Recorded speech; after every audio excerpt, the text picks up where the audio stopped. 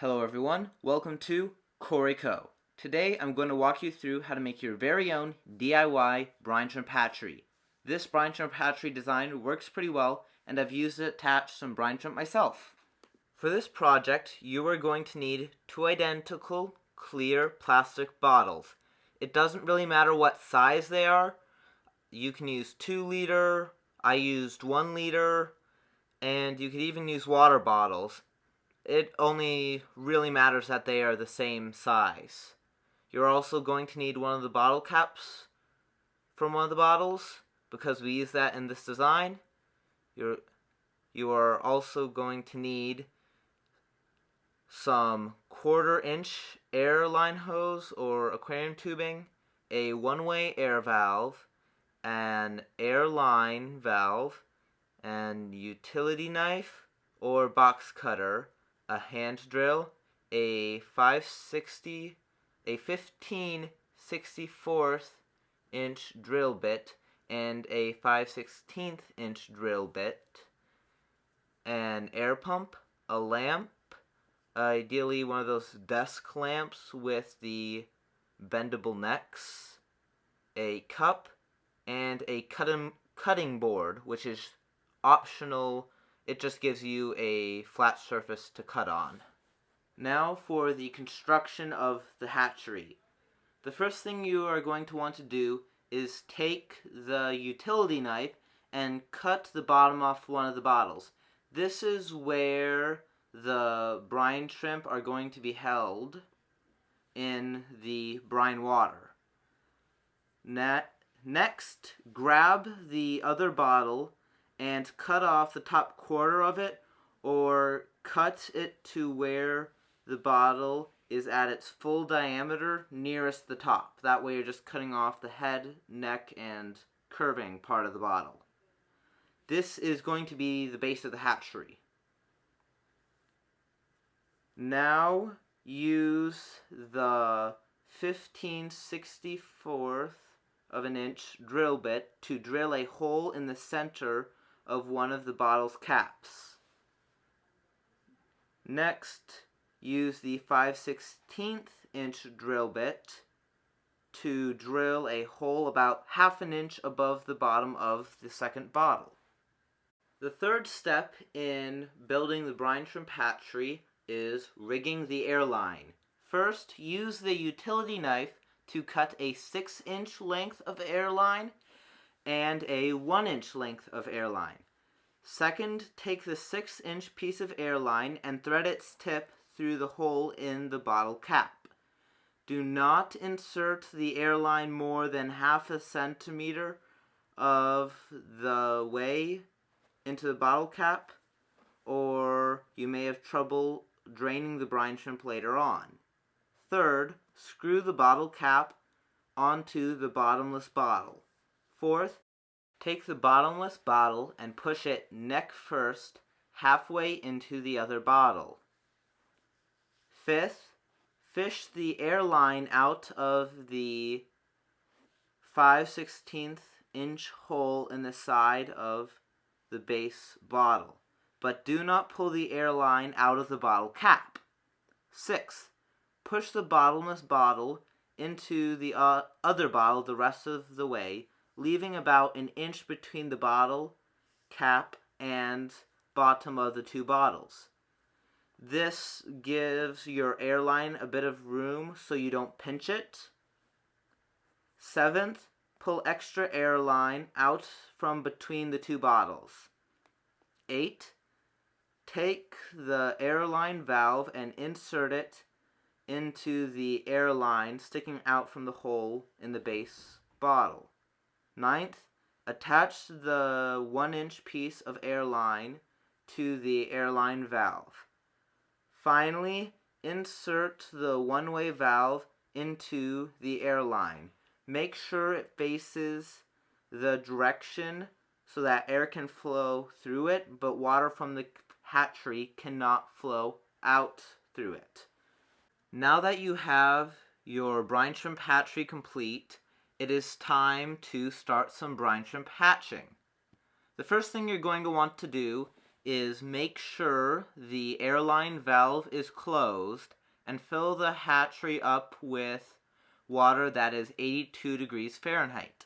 The second thing you're going to want to do is add 5 teaspoons or 1 2/3 tablespoons of salt per quart of water.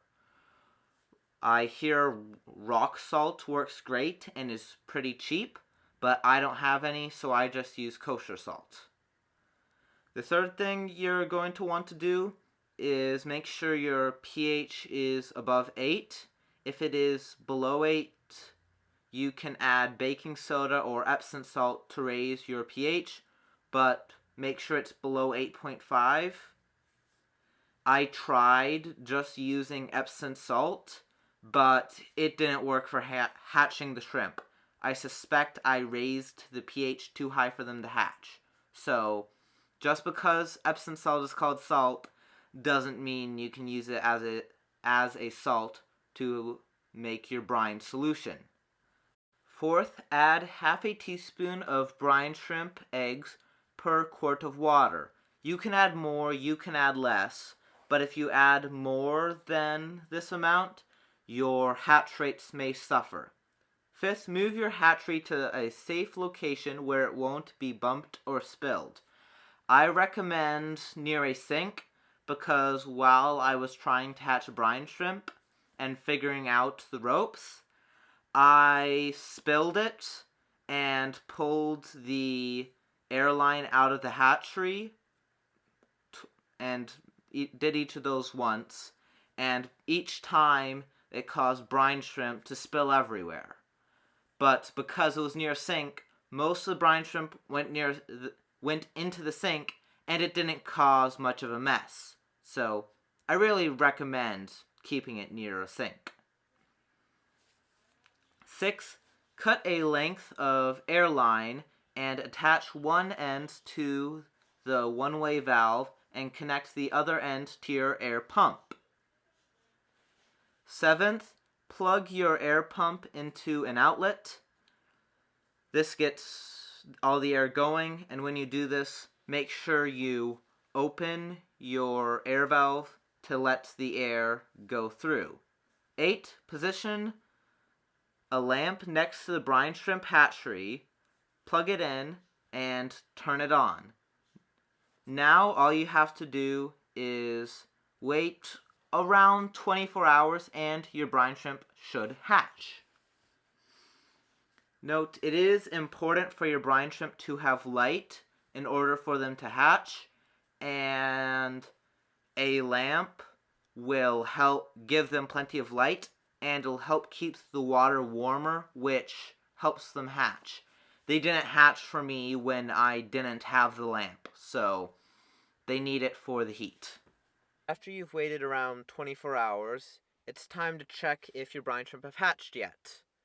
So, if your brine shrimp have hatched, the first thing you will notice is that the water has turned a light orange, and if you stop the air pump and let the water settle down, you should see a bunch of hatched brine shrimp egg capsules floating on the surface of the water, and a lot of tiny brine shrimp swimming around throughout the water column. If you don't see any of these indications that your brine shrimp have hatched, you may need to wait a while longer to give your brine shrimp some more time to hatch. After you have hatched your brine shrimp, it is time to harvest them and feed them to your fish. The first thing you're going to want to do is turn off your air pump so it's not circulating the water in your hatchery. The second thing you're going to want to do is move your lamp down towards the bottom of the hatchery. Brine shrimp are attracted to light, so this will attract all your brine shrimp to collect down at the bottom of the hatchery where you can collect them. Third, you're going to want to wait several minutes to let the brine shrimp settle down to the bottom of the hatchery. Fourth, close the air valve and detach the air line from the end of the one-way valve. Fifth, take a cup and hold it under the airline valve. Sixth, open the airline valve and let the brine shrimp flow into the cup. 7th, once most of the brine shrimp have been drained, close the airline valve. 8th, reattach the airline to the airline valve, and now you've harvested your brine shrimp. You can wait a while and more will settle down to the bottom, so you can get a couple smaller harvests after you've collected most of the brine shrimp, or you can leave some in the hatchery and just keep harvesting for a while. If you decide to do one big harvest, it is important to remember that brine shrimp keep for 2 days in the fridge, so that's what I did. I drained out most of my brine shrimp into a cup, and then left it in the fridge while I fed it to my fish over the course of a couple days. Congratulations! You have just constructed a brine shrimp hatchery, hatched your first batch of brine shrimp to it, and hopefully fed them to your fish. So, now if you want to hatch another batch of brine shrimp, you only need to clean out your hatchery and redo the process of filling the hatchery up and adding in the brine shrimp. Thank you for watching. I hope this helped you construct your own hatchery and hatch some brine shrimp. If you're interested, I have just listed my Super Dumbo Dragon Guppies on eBay, so if you want some of these beautiful fish, I will have a link in the description. Bye!